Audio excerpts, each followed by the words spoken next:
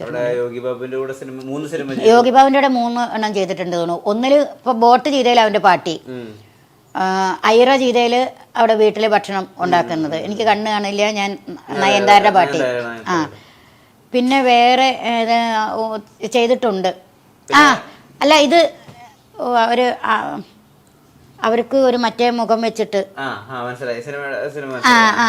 അത് 3-4 പടം ചെയ്തിട്ടുണ്ട്. വെബ് സീരീസിൽ അഭിനയിച്ചു. എസ് ജെ സൂര്യയുടെ വദന്തിയിൽ അഭിനയിച്ചു. എസ് ജെ സൂര്യ എൻ്റെ ഈശ്വരോ അന്നും ചിന്തിക്കാൻ പറ്റൂല നമുക്ക്. അപ്പൊ ഞാൻ സൂര്യ എന്ന് പറഞ്ഞ പൊറോട്ടോ സൂര്യനെ മാത്രമേ ഞാൻ അറിയുള്ളൂ. അപ്പൊ ഞാൻ ചോദിച്ചു ആ ആർട്ടിസ്റ്റ് ആരാന്ന് ചോദിച്ചു. അകലെ നിന്ന് ആര് വീടിൻ്റെ അവിടെ നിൽക്കുമ്പോൾ അത് സൂര്യ.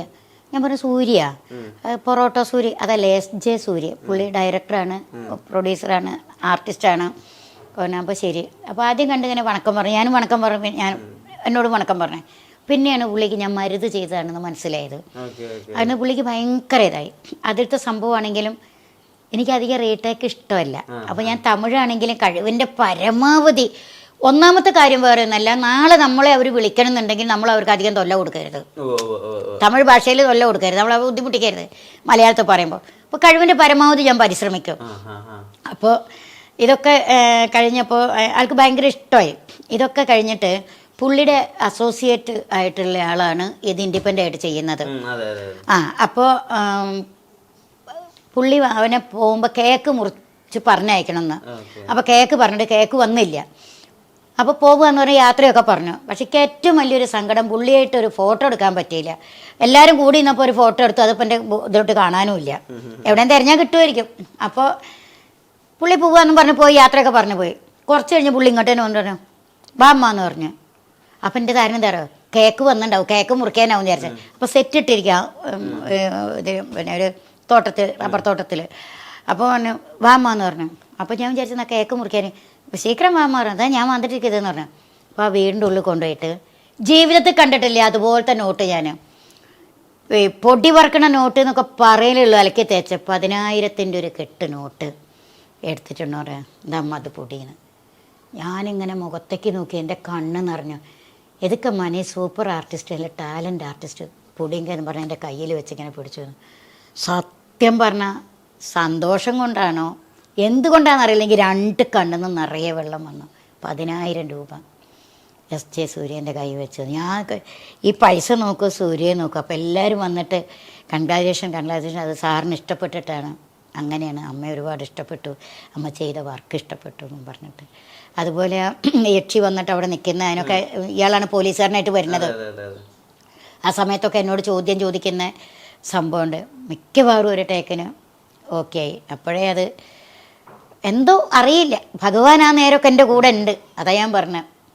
ഞാൻ വിളിക്കുന്ന എല്ലാ ദൈവങ്ങളും, ഞാൻ കൃഷ്ണനെയാണ് ഏറ്റവും കൂടുതൽ വിളിക്കുന്നത്. ആ കൃഷ്ണനും ഞാൻ വിളിക്കുന്ന എല്ലാ ദേവീ ദേവന്മാരും എൻ്റെ കൂടെ ഉണ്ട്. എന്നൊപ്പം ക്യാമറയ്ക്കുണ്ട്.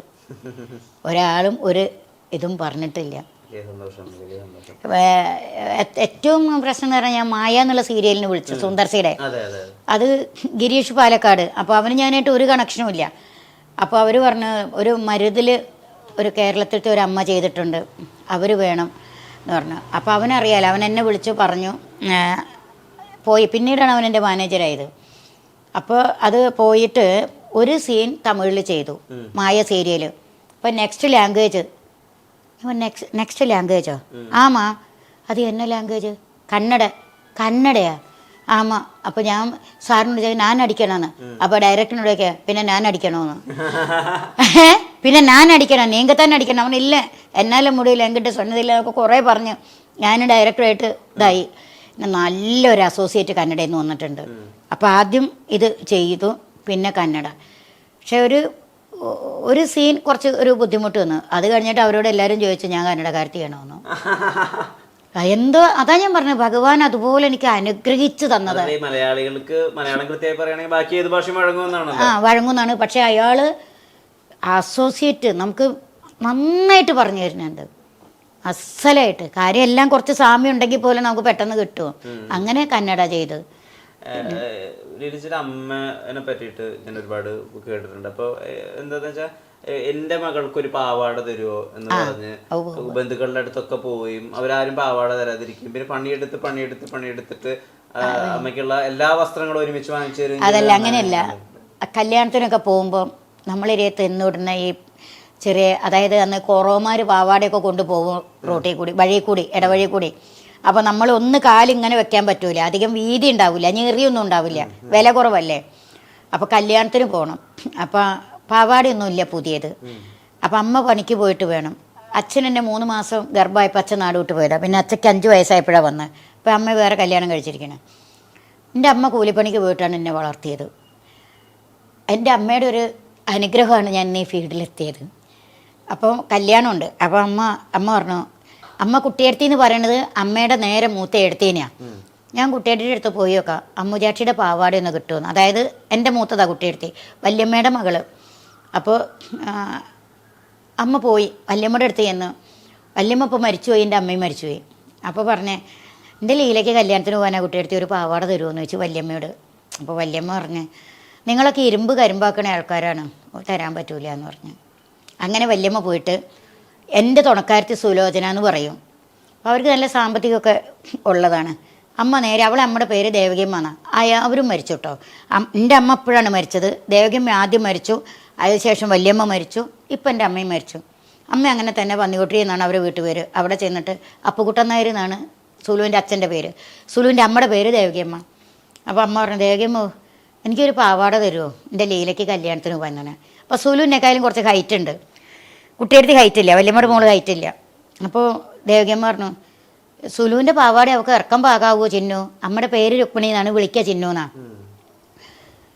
ദേവകിയമ്മ അങ്ങോട്ട് പോയിട്ട് അലമാരി ഇങ്ങോട്ട് തുറന്നിട്ട് കുറേ പാവാട അങ്ങോട്ട് എടുത്തിട്ടിട്ട് പറഞ്ഞു, ഇതൊന്നും നിനക്ക് ഇഷ്ടമുള്ളത് എത്ര എണ്ണാച്ചാൽ എടുത്തുകൊണ്ട് പോയിക്കോ, നീ ഒന്നാക്കണ്ട, നീ അതിങ്ങോട്ട് കൊണ്ടുവന്ന് തരുകയും വേണ്ട. അപ്പം അമ്മ പറഞ്ഞു എന്ന് പറഞ്ഞു, അതൊന്നും വേണ്ട, ഞാൻ കൊണ്ടുവന്ന് തരാം. എന്നിട്ട് അതിൽ നിന്ന് അമ്മ തിരഞ്ഞിട്ട് അമ്മയ്ക്ക് ഇഷ്ടമുള്ളൊരു പാവാട കൊണ്ടുവന്ന് തന്നു. ആ പാവാട എടുത്ത് ഞാൻ കല്യാണത്തിന് പോയി. ആ വല്യമ്മ പിന്നെ എൻ്റെ ഏരിയത്ത് വന്നിട്ട് ഞാൻ ചെരുപ്പ് ഇട്ടിട്ട് അവിടെ കണ്ടിട്ട്, അത് നിൻ്റെ ചെരുപ്പാണ്, എനിക്ക് നല്ല പാക. ഞാൻ പറഞ്ഞു, വല്യമ്മ എടുത്തോളെന്ന്. അപ്പോൾ മനുഷ്യൻ ഒരു കാര്യം ചിന്തി, അത് വല്യമ്മേനെയോ മറ്റുള്ളവരെല്ലാം ഞാൻ കുറ്റം പറയണേ, ഇന്നുള്ള ജനങ്ങളോട് പറയുന്നൊരു കാര്യമാണ് ഞാൻ. കാരണം നമുക്ക് ഇന്ന് എന്ത് നല്ല ചിന്തിക്കേണ്ടത്, നമ്മൾ നാളെ എന്ത്. ഇന്നത്തെ മാതിരി ആയിരിക്കില്ല നാളെ. ഈ നാളെ എന്ന് പറഞ്ഞാൽ നീണ്ടു പോണേ. ഒരു റോഡിന് അവസാനം ഇല്ലല്ലോ. ഒരു റോഡ് ഇവിടെ ചെന്ന് ഇവിടെ മുട്ടിക്കഴിഞ്ഞാൽ പിന്നെ അതിന് ശാഖകൾ ഇങ്ങോട്ടും അങ്ങോട്ടും ഒക്കെ തരില്ലേ, ഇടത്തോട്ടും വലത്തോട്ടും ഒക്കെ തരില്ലേ. ചിലപ്പോൾ ഇവിടെ ചെന്ന് മുട്ടിയിരിക്കും. പക്ഷേ അവിടെ നമ്മളുടെ ജീവിതം മുട്ടിയാലും നമുക്ക് റൈറ്റും ലെഫ്റ്റും ഒക്കെ ഉണ്ട് നമ്മളുടെ ജീവിതം പോവാൻ. കറക്റ്റ് അല്ലേ അത്? ആ വഴിയിൽ പോയിട്ട് പിന്നെ നമ്മൾ ഇവിടുന്ന് ചെറിയ ഒരു നാഷണൽ ഹൈവേ ആയിരിക്കില്ല ഇവിടുന്ന് പോണത്, പിന്നെ നമ്മൾ ഈ സൈഡിൽ കൂടി ചെന്ന് കയറുന്നത് നാഷണൽ ഹൈവേയിലേക്കായിരിക്കും. അതാണ് മനുഷ്യൻ ചിന്തിക്കേണ്ടത്. അപ്പം അതാരും ചിന്തിക്കുന്നില്ല. ഒരു ക്യാമറയ്ക്ക് മുന്നിലോ പിന്നിലോ നിന്ന് അവരാണ് ലോകത്തെ ഏറ്റവും വലിയ ആൾക്കാർ. ആണായാലും പെണ്ണായാലും കാല് ഇവിടെ കയറ്റി വെക്കാൻ പറ്റുമെങ്കിൽ അവർ കയറ്റി വെക്കും. ഭയം, ഭക്തി, ബഹുമാനം എന്ന് പറഞ്ഞത് ഇന്നില്ല, ഏതൊരാൾക്കും ഇല്ല. ഞാൻ പറയുമ്പോൾ അതെല്ലാം നമ്മളെ കൂടപ്പിറപ്പാണ്, അത് നമ്മൾ കൂടെ കൊണ്ട് നടക്കണം. എപ്പോഴും ഇപ്പം ഞാൻ പറയാം, മോൻ എന്നെക്കാളുമൊക്കെ എത്രയോ ചെറുതാ. ഒരു ഡയറക്ടറായിട്ട് മോൻ, എന്താ പേര് പറഞ്ഞേ? വിഷ്ണു ഒരു ഡയറക്ടറായിട്ട്, ഇപ്പോൾ എന്നെ ഒരു ഡയറക്ടറാണ്, ഞാനൊരു ആർട്ടിസ്റ്റ് ആണെങ്കിൽ അത് ഞാൻ ബഹുമാനിക്കണം. ആ ക്യാമറയ്ക്ക് മുന്നേ ഞാനത് ബഹുമാനിക്കണം. അപ്പുറേക്ക് തിരിഞ്ഞിട്ട് നമുക്ക് അമ്മയും പോനോ മുത്തശ്ശിയും മോനോ എന്തോ ഒക്കെ ആവാം, പക്ഷെ ആ ഒരു ബഹുമാനം എന്നില്ല. അത് കുറയുന്നുണ്ട് എന്നല്ല, കുറഞ്ഞ എവിടെയാണുള്ളത്?